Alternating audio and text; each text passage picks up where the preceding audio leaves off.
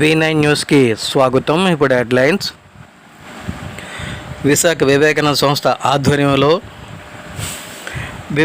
సంస్థ ఆధ్వర్యంలో పింగళ వెంకయ్య 148వ జయంతి సందర్భంగా ఈరోజు సుమారు 100 అడుగుల జెండాని భారీగా ర్యాలీగా చేశారు. సంస్థ అధ్యక్షుడు CMA జహీర్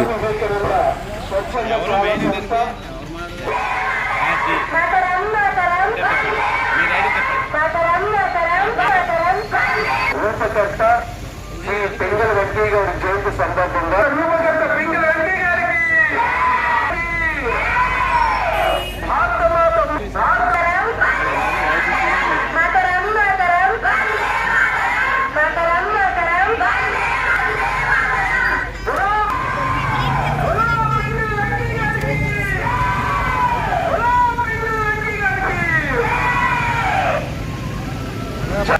పింగళ వెంకయ్య గారి జయంతి సందర్భంగా పింగళ వెంకయ్య జాతీయత రూపకర్త పింగళ వెంకయ్య గారికి భారతమాత ముద్దుబిడ్డ పింగళ వెంకయ్య గారికి జాతీయత రూపకర్త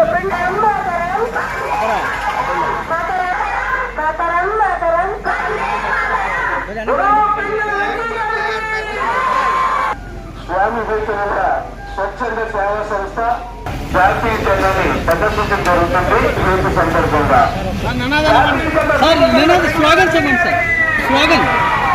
జాతీయ జెండా రూపకర్త పింగళ వెంకయ్య గారికి భారతమాత ముద్దుబిడ్డ పింగళ వెంకయ్య గారికి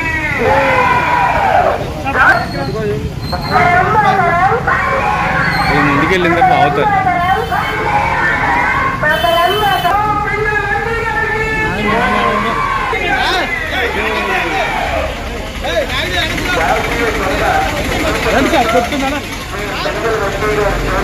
మరీ హైట్ ఎత్తుకో, మరీ హైట్ ఎత్తుకో.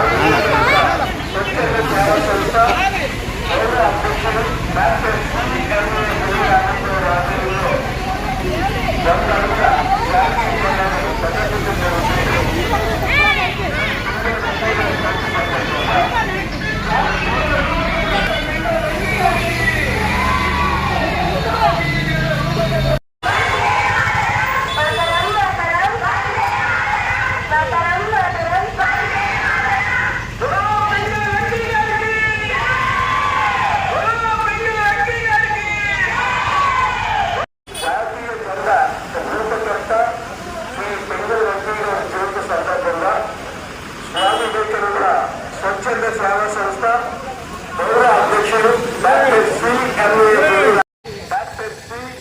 జహీర్ ఆధ్వర్యంలో 100 అడుగుల జాతీయ జెండాని ప్రదర్శించడం జరుగుతుంది. ఈ పింగళ వెంకయ్య జయంతి సందర్భంగా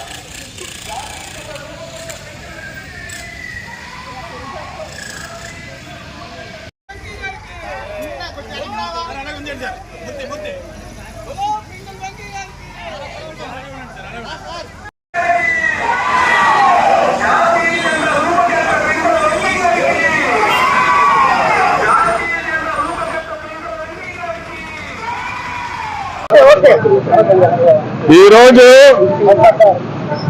భారతదేశం అంతా కూడా గర్వించదగిన మహా వ్యక్తి, స్వాతంత్ర సమర యోధుడు. ఏదైతే ఈరోజు మనం ప్రతి వాడల, ప్రతి స్కూళ్ళ మీద కూడా, ప్రభుత్వ కార్యాలయాల మీద, పార్లమెంటు భవనం మీద, దేశంలోని అన్ని అసెంబ్లీల మీద కూడా ఏదైతే జెండా ఎగురుతుందో ఆ జెండాని రూపకల్పన చేసిన మహానుభావుడు యొక్క 148వ జయంతిని మనం అందరం కూడా భారతదేశంలో ఈరోజు చేసుకుంటున్నాము. మరి ఒక మహానుభావుడు 1876లో ఒక కుగ్రామంలో జన్మించి మచిలీపట్నంలో, మరి ఆ తర్వాత స్వాతంత్ర సమరయోధంలో మరి గాంధీ గారితో చేరి అనేక పోరాటాలు చేసి, మరి ఆ తర్వాత కూడా విద్యాభ్యాసాన్ని అభ్యసించి ఒక అగ్రికల్చరిస్ట్గా, ఒక జియాలజిస్ట్గా పత్తి వెంకయ్య అని, డైమండ్ వెంకయ్య అని పేరు పొందిన మహానుభావుడు పింగళి వెంకయ్య గారు. మరి ఈరోజు మనం అందరం కూడా ఆయన్ని తలుచుకోవటం ఉన్నది చాలా సంతోషమైన విషయం. కానీ ఆయన గత చరిత్ర మనం ఒక్కసారి ఆలోచిస్తే చాలా విచారకరమైన విషయం. ఏదైతే ఆయన మిలిటరీలో పనిచేసినందువల్ల చిన్న స్థలం ఏదైతే ఇచ్చారో అది విజయవాడలో చిట్టినగర్లో ఒక గుడిసెలో నివసిస్తూ దీనాతి దీనమైన పరిస్థితుల్లో ఆయన చనిపోవడం అనేది చాలా బాధాకరమైన విషయం. మరి ఆయనకి పిల్లలు ఉన్నారు. ఒక జర్నలిస్టు, పెద్దబ్బాయి జర్నలిస్టుగా పనిచేశారు, చిన్నబ్బాయి అనేక ఉద్యోగాల్లో పనిచేశారు. కూతురు మాచర్లలో సీతామహాలక్ష్మి గారు ఇంకా బతికే ఉన్నారు. మరి ఈ మధ్య కాలంలోనే ఆయన మరణం తర్వాత 1963 తర్వాత మరి ఆయనకి భారతరత్న ఇవ్వాలని జగన్మోహన్ రెడ్డి గారు మరి మోడీ గారికి విన్నవించడం జరిగింది.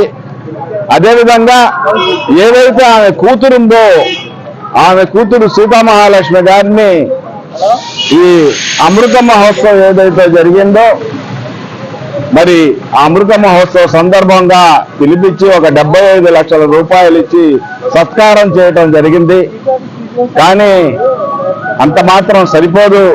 ఆయన సంస్మరణ అవసరం ఉంది. ఈ భారతదేశంలో ఆయన తెలుసుకోవాల్సిన అవసరం ఉంది.